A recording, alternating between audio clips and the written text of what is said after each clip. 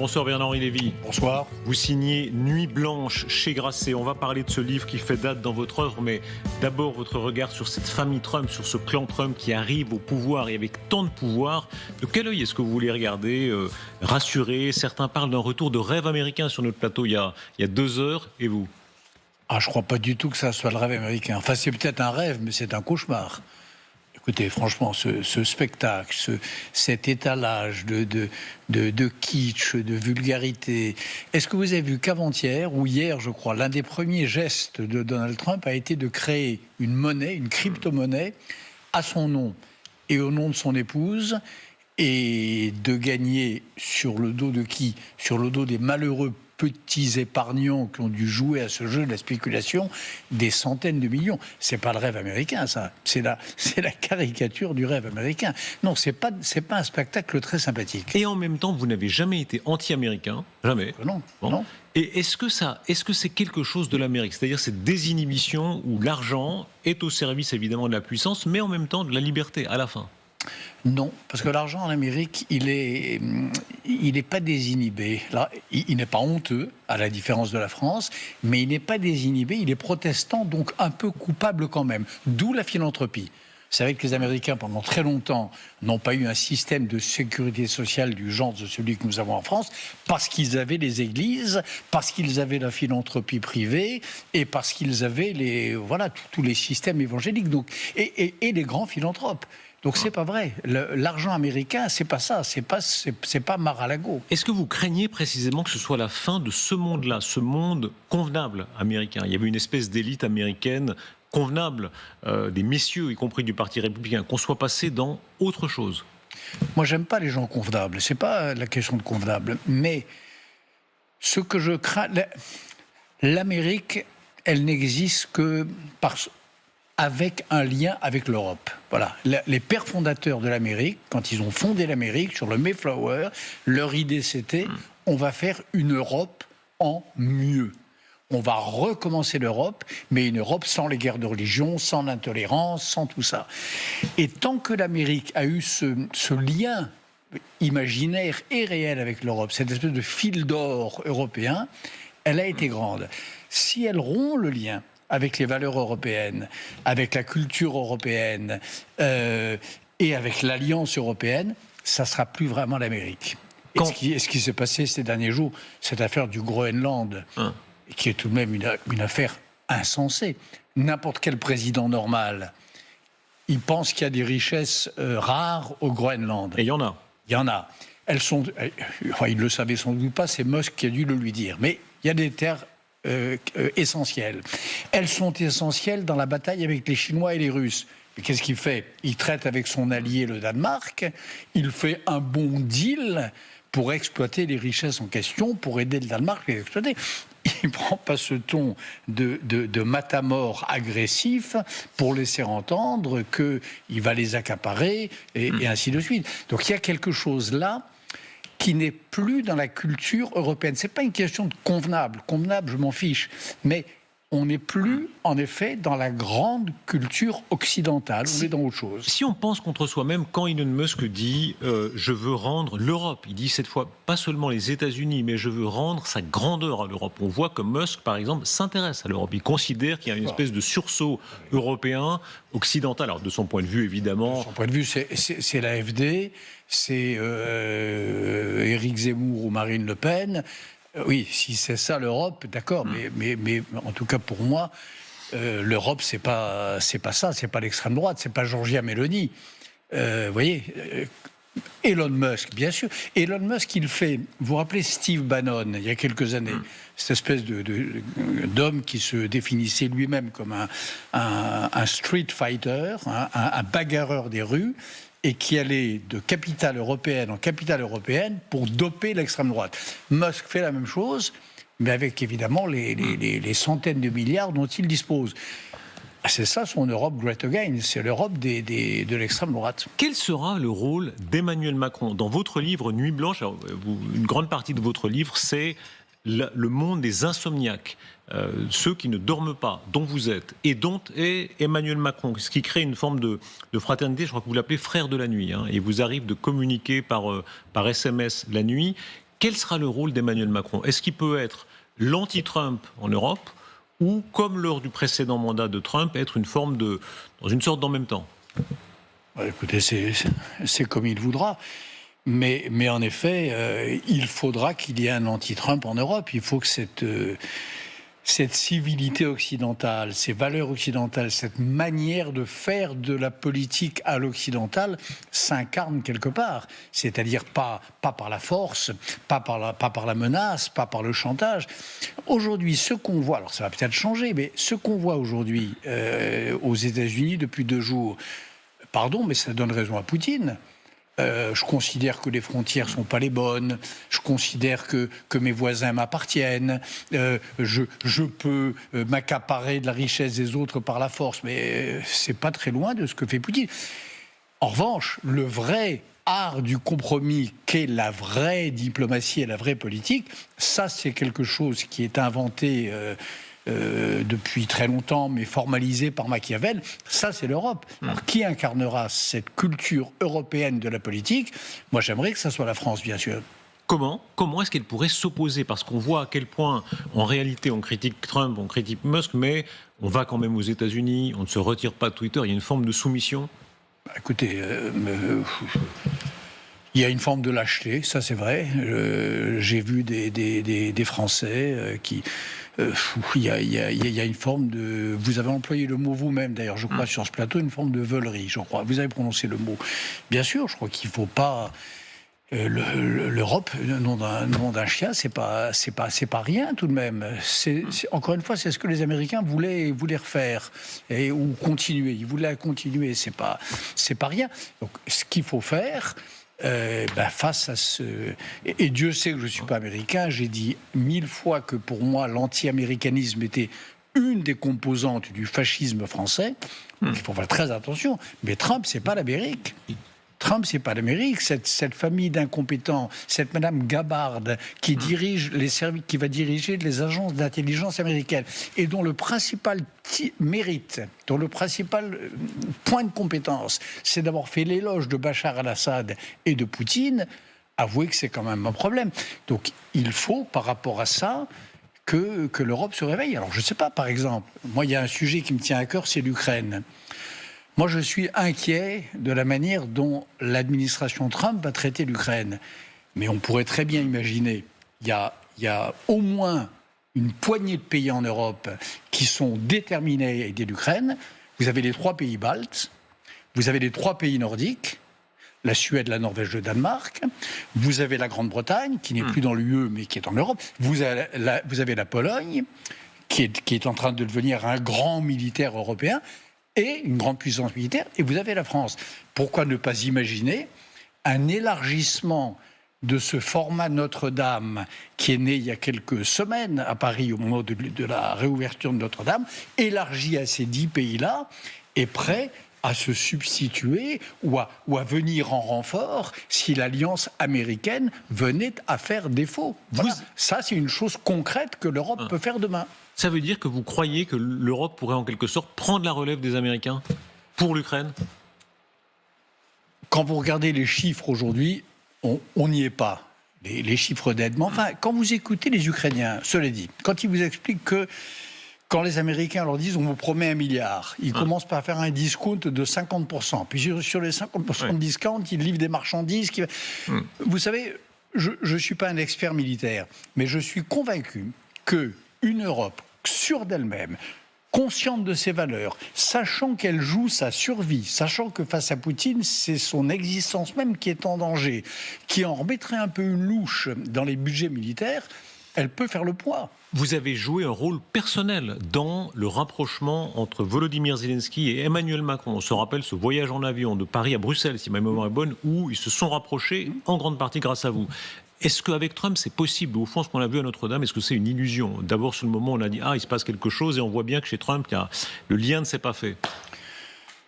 Je le souhaite de tout mon cœur. Je suis convaincu d'ailleurs que dans le côté showman de Trump, il y a quelque chose de Zelensky qui accède au logiciel, mais j'ai quand même des vrais doutes. Parce que il me semble que ce que respectent Trump et les siens, et Elon Musk, parce qu'aujourd'hui, est-ce que c'est Trump, est-ce que c'est Musk, est-ce que c'est... Qui est au pouvoir? Je ne sais pas. Poutine, ça marche mieux. Ils ont plus d'admiration pour la brutalité poutinienne, pour la violence poutinienne, le culte du chef poutinien. Je suis pas sûr que Zelensky soit leur genre de beauté. Donc, honnêtement, je l'espère, parce que pour moi, par-delà les personnes, moi, vous savez, aujourd'hui, j'ai 3 soucis. L'Europe et l'Occident, l'Ukraine et Israël. Voilà, ça pour moi, c'est les 3 sujets majeurs sur lesquels je pense que l'avenir de mes enfants et de mes petits-enfants va se jouer. Et la question que je me pose à chaque minute, c'est qu'est-ce qui va permettre à ces 3 sujets-là de connaître un dénouement plutôt heureux. Voilà. Et je n'ai pas confiance en cette Amérique qui est en train de naître sous nos yeux. Sur tous ces sujets, Trump va jouer un rôle si important. Écoutez-le, parler à la fois de Poutine et de Zelensky. C'est très intéressant parce qu'il est, en quelque sorte, il manifeste sa domination sur l'un et sur l'autre. Il y en a pour les deux. Il dit Zelensky est demandeur des négociations, ce qui est une façon évidemment de l'abaisser un peu, mais il est très dur aussi sur Poutine. Il dit Poutine détruit la Russie économiquement dans cette aventure guerrière. Écoutez-le. Voulez-vous rencontrer le président Poutine, monsieur? Je vais rencontrer le président Poutine. Quand? Je ne sais pas quand, c'est en train de se mettre en place. Zelensky veut conclure un accord. Je ne sais pas si Poutine le veut. Il se peut qu'il ne le veuille pas. Il devrait passer un accord. Je pense qu'il est en train de détruire la Russie en ne concluant pas d'accord. Je pense que la Russie va avoir de gros problèmes. Il suffit de regarder leur économie, l'inflation en Russie. In big trouble. You take a look at their economy, you take a look at the inflation in Russia. So J'espère donc que je m'entendrai très bien avec lui et j'espère qu'il voudra conclure un accord. I would hope he wants to make a deal. Bernard Lévy, le point d'abord sur la Russie, et je dois vous rendre hommage, sur ce plateau, c'était en décembre 2023, à l'époque où peu en parlait, vous avez été moqué pour ça, vous avez dit l'économie russe se porte beaucoup moins bien que ce qu'on croit, vous pouvez donner l'exemple des œufs notamment, et on y est, c'est ce que dit Trump, et Trump ici a raison et tous les chiffres le confirment. Vous savez, la ligne de front ukraino-russe, je la connais. J'y ai passé avec mes camarades, Marc Roussel et d'autres, on y a passé des mois et des mois. Je sais à quel point les Russes de l'autre côté sont faibles. Moi, je suis côté ukrainien, mais je les vois, on les voit les Russes de l'autre côté. Je sais on parle aujourd'hui des désertions en Ukraine, tout ça. Ça, c'est du pipeau à côté de ce qui existe de l'autre côté. La société russe est une société en train de se défaire, en train de se déliter. C'est une armée qui n'a plus la force de combattre. Alors évidemment, quand on envoie des dizaines de milliers d'hommes comme de la viande humaine, tels des rouleaux compresseurs, évidemment, ça a quelques effets. Mais enfin, pas tant qu'on croit non plus. Il y a une chose d'ailleurs, j'entends depuis quelques mois, tout le monde parle de la bataille de Pokrovsk. On va y revenir tout à l'heure. Bon, mais bataille de Pokrovsk, moi j'y étais il y a 1 an et demi, à Pokrovsk, où il y a 15 mois, c'était déjà la ligne de front. Donc l'avancée russe, elle n'est pas si extraordinaire que ça. Donc, que la Russie soit faible, c'est évident, oui, qu'elle s'affaiblisse et que cette guerre soit ruineuse pour elle, bien sûr, et que Poutine mène son peuple en enfer, c'est ce que les Russes sont en train de commencer de comprendre, en tout cas je l'espère. Est-ce que Zelensky peut y trouver son compte? Vous avez dit tout à l'heure, il y a presque une alchimie personnelle. Zelensky, comédien, showman, il sait ce que c'est qu'un showman. Il flaire, on sent qu'il est en train de flairer Trump. Oui, il est en train de flairer Trump, mais je suis pas sûr. Oui, mais malheureusement, je crains que Trump flaire pas Zelensky, parce qu'en effet, ils se sont rencontrés tous les deux à Paris récemment, sous l'égide du président Macron. Et j'ai eu quelques échos de la manière dont les 3 hommes, dont la rencontre s'est passée. Et Trump croit que Zelensky cherche un accord. Il vient de le dire là d'ailleurs, cherche un accord. Non, Zelensky ne cherche pas un accord. Zelensky cherche la justice. Zelensky cherche ce que les alliés pendant la Seconde Guerre mondiale cherchaient face à l'Allemagne. Il cherche la défaite de Poutine. Il ne cherche pas un accord. On n'est pas dans le deal, là. Et vous savez, on peut dire ce qu'on veut sur les Ukrainiens. Et encore une fois, je crois que je connais un peu mieux le sujet que beaucoup de commentateurs qui n'ont pas beaucoup bougé des plateaux de télévision, des experts. Je connais bien. Je ne connais pas tellement d'Ukrainiens qui disent « je veux un accord ». Ils veulent le retour aux frontières d'avant cette guerre qui a démarré en 2014. Reconquérir la Crimée, ils y croient? Ils croient qu'ils peuvent reconquérir la Crimée toujours? Et bien sûr qu'ils y croient. Mais naturellement, et d'ailleurs on n'est pas à l'abri de surprise de ce côté-là non plus. En tout cas, ils ne sont pas dans cette logique. Entre démocratie, entre régimes civilisés, on est dans la transaction, on est dans le compromis. Ça, c'est le bas à bas de la diplomatie, de tous les théoriciens de la politique vous diront cela. Quand on est face à une dictature, c'est autre chose. On n'est pas dans une logique transactionnelle. On est dans une logique existentielle. On gagne ou on perd. On la fait reculer, on fait mordre la poussière au dictateur, ou bien c'est nous qui mordons la poussière. Et c'est dans cette logique qu'est aujourd'hui le président Zelensky. Et je peux vous dire, je l'ai vu à Paris, quelques jours avant sa rencontre, format Notre-Dame, avec les deux présidents. Il n'est pas dans une logique de dire, au bout du compte, j'ai perdu la partie, je suis prêt à céder du terrain, etc., etc. Et si jamais il l'était, son peuple ne le serait pas. Une diplomate ukrainienne me disait... Il a espoir en Trump parce qu'il y a du jeu, au sens quasi physique. Trump peut bouger, en quelque sorte. Tant mieux. Tout le monde peut bouger, c'est possible, surtout les hommes qui n'ont pas une architecture intérieure, une colonne vertébrale, une statue intérieure très solide. Bien sûr qu'ils peuvent bouger. Mais en même temps, vous savez, l'idéologie de Trump, elle peut bouger. Le caractère bouge moins. Les caractères, ça bouge moins facilement que les idéologies. Et le caractère de Trump, c'est le peu qu'on en sache, et de Musk. C'est, encore une fois, c'est le goût de la force, c'est des choses comme ça. Est-ce que ça bougera? Est-ce que ça ne restera pas fasciné par l'image de lui-même que donne Poutine? Je ne sais pas. Je recommande votre livre, Bernard-Henri Lévy. D'abord, on comprend que vous avez beaucoup vécu. C'est un livre qui est tout à fait en rupture avec tout ce qui précède. Ce n'est pas une autobiographie, mais enfin, il y a beaucoup d'éléments autobiographiques. Et que contrairement aussi à un préjugé qui court sur vous, vous n'êtes pas donneur de leçons. Vous donnez toutes sortes de zones grises à des personnages qui traversent le livre. Anthelme, qui était le mari de Marguerite Duras, qui a été à la fois un très grand résistant et un collabo qui travaillait pour un ministre de Vichy. Il y a comme ça beaucoup de personnages qui sont dans les zones grises. Oui.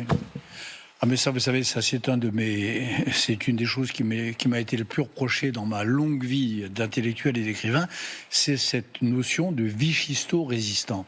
Il y a eu en France, c'est comme ça, il y a eu des héros magnifiques, des résistants absolus, il y a eu des salauds, les collabos, et puis il y a eu toute une zone grise de gens qui ont été pétainistes tant jusqu'en novembre 42, en gros, c'est-à-dire jusqu'au moment où ils ont cru qu'on pouvait fabriquer un fascisme à la française, un fascisme plus doux. Et puis qui, quand l'Allemagne a envahi la totalité de la zone libre, donc de la France, sont devenus résistants. Voilà. Donc il y a ça, il y a cette zone grise. Et en effet, Robert Anthelme, l'auteur du chef-d'œuvre L'espèce humaine, ce si grand livre, le compagnon de Marguerite Duras, il est dans cette catégorie. Et je raconte en effet, il y a dans le livre un portrait de Marguerite Duras, un portrait de ce bizarre petit groupe comme ça de la rue Saint-Benoît, où il y avait aussi François Mitterrand d'ailleurs. Je raconte François Mitterrand dans cette petite...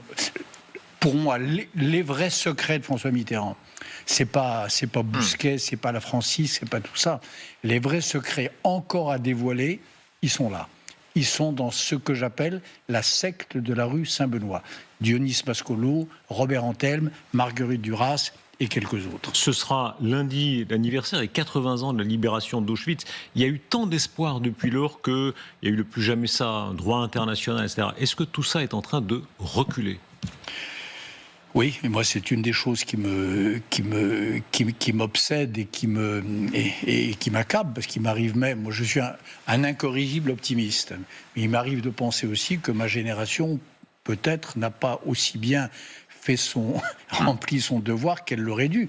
On était partis, les gens de ma génération, en fanfare, sur le thème plus jamais ça, droits de l'homme, internationalisme vertueux. Et puis on se retrouve en effet 80 ans après, avec ce climat politique, ce paysage planétaire dévasté, ce triomphe des oligarchies et des autocraties. C'est pas ce dont on a rêvé dans nos jeunesses. Heureusement, il reste encore du temps à vivre. Et j'ai bien l'intention de le mettre à profit pour aller dans ce sens. Il y a de très belles pages sur l'humour. On découvre, vous donnez un peu de votre vie personnelle, parfois même intime. Il y a une scène avec votre chat. Il y a le chat de la maison, par exemple. Comme tous les insomniaques, il y a des problèmes avec le chat la nuit. C'est le chat de ma femme. Voilà, c'est le chat de votre femme. Avec lequel j'ai un accord de cohabitation un peu difficile. Mais alors, la nuit, quand elle dort, là, il me suit partout. Et oui, il y a des scènes assez dramatiques, c'est vrai. Est-ce que l'humour sauve tout? Est-ce que l'humour est la vraie? On l'a vu dans les commémorations de Charlie il y a encore quelques jours. En réalité, la vraie distinction, elle est là.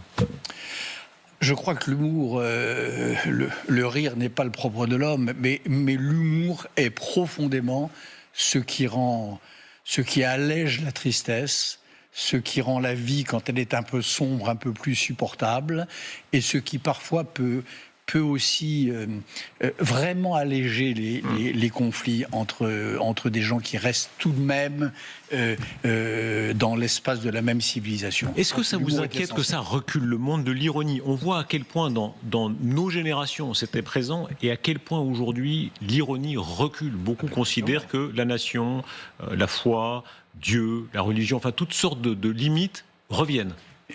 Regardez la réaction de tant de nos contemporains au moment de Charlie Hebdo et encore jusqu'aujourd'hui. L'humour ne donne pas tous les droits, attention à ne pas blasphémer, attention de ne pas insulter les croyances d'autrui. Il y a une régression par rapport à l'humour des chansonniers ou des caricaturistes, des daumiers du 19e siècle. Les droits de l'humoriste aujourd'hui, ils sont beaucoup plus menacés. Alors ils les défendent. Charlie Hebdo, c'est des héros absolus. C'est vraiment, lorsqu'on fera le Hall of Fame des héros du 21e siècle, il y aura Charlie Hebdo, parce que vaille que vaille, et malgré cette espèce de puritanisme et de bêtises grandissantes, ils tiennent vaillamment le crayon. Mais c'est difficile. Merci Bernard-Henri Lévy. Je recommande votre livre Nuit blanche, c'est chez Grasset. Je recommande doublement parce qu'on découvre en Bernard-Henri Lévy qu'on ne connaît pas nécessairement par avance. Merci beaucoup. Dans quelques instants, rendez-vous avec Émilie Broussoulou et nos autres invités éditorialistes. On reviendra sur Donald Trump, sur ce qu'il prévoit pour l'Europe, avec de nouvelles déclarations ce soir, de nouvelles annonces, avec notamment un programme colossal d'intelligence artificielle, mais qui va servir évidemment surtout la puissance américaine. À tout de suite.